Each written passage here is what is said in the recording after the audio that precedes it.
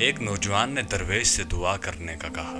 درویش نے نوجوان کے کاندھے پر ہاتھ رکھا اور دعا دی، اللہ تجھے آسانیاں بانٹنے کی توفیق عطا فرمائے۔ دعا لینے والے نے حیرت سے کہا، حضرت الحمدللہ، ہم مال پاک کرنے کے لیے ہر سال وقت پر زکوٰۃ نکالتے ہیں، بلاؤں کو ٹالنے کے لیے حسب ضرورت صدقہ بھی دیتے ہیں، اس کے علاوہ ملازمین کی ضرورتوں کا بھی خیال رکھتے ہیں۔ ہمارے گاؤں والی کا ایک بچہ ہے جس کی تعلیم کا خرچہ ہم نے اٹھا رکھا ہے، اللہ کی توفیق سے ہم تو کافی آسانیاں بانٹ چکے ہیں۔ درویش تھوڑا سا مسکرایا اور بڑے دھیمے اور میٹھے لہجے میں بولا، میرے بچے، سانس، پیسے، کھانا، یہ سب تو رزق کی مختلف قسمیں ہیں، اور یاد رکھو رازق اور رزاق صرف اور صرف اللہ تعالیٰ کی ذات ہے، تم یا کوئی اور انسان یا کوئی اور مخلوق نہیں۔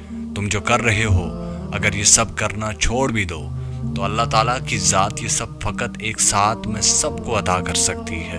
اگر تم یہ کر رہے ہو تو اپنے اشرف المخلوقات ہونے کی ذمہ داری ادا کر رہے ہو۔ درویش نے نرمی سے اس کا ہاتھ اپنے دونوں ہاتھوں میں لیا اور پھر بولا، میرے بچے آؤ، میں تمہیں سمجھاؤں کہ آسانیاں بانٹنا کسے کہتے ہیں۔ کبھی کسی اداس اور مایوس انسان کے کندھے پہ ہاتھ رکھ کر پیشانی پر کوئی شکن لائے بغیر 1 گھنٹہ اس کی لمبی اور بے مقصد بات سننا آسانی ہے۔ اپنی ضمانت پر کسی بیوہ کی جوان بیٹی کے رشتے کے لیے سنجیدگی سے کوشش کرنا آسانی ہے۔ صبح دفتر جاتے ہوئے اپنے بچوں کے ساتھ محلے کے کسی یتیم بچے کی سکول لے جانے کی ذمہ داری لینا یہ آسانی ہے۔ اگر تم کسی گھر کے داماد یا بہنوئی ہو تو خود کو سسرال میں خاص اور افضل نہ سمجھنا یہ بھی آسانی ہے۔ غصے میں کسی آدمی کی کڑوی، کسیلی اور غلط بات کو نرمی سے برداشت کرنا یہ بھی آسانی ہے۔ چائے کے کھوکھے والے کو اوئے کہہ کر بلانے کی بجائے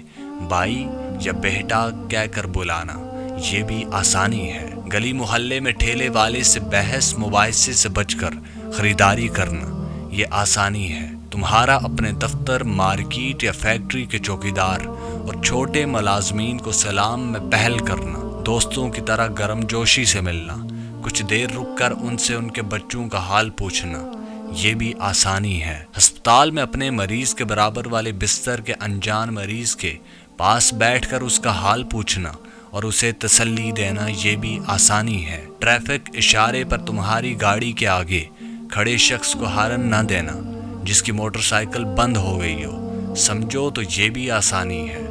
درویش نے حیرت میں ڈوبے نوجوان کو شفقت سے سر پر ہاتھ پھیرا اور سلسلہ کلام جاری رکھتے ہوئے دوبارہ متوجہ کرتے ہوئے کہا، بیٹا جی، تم آسانی پھیلا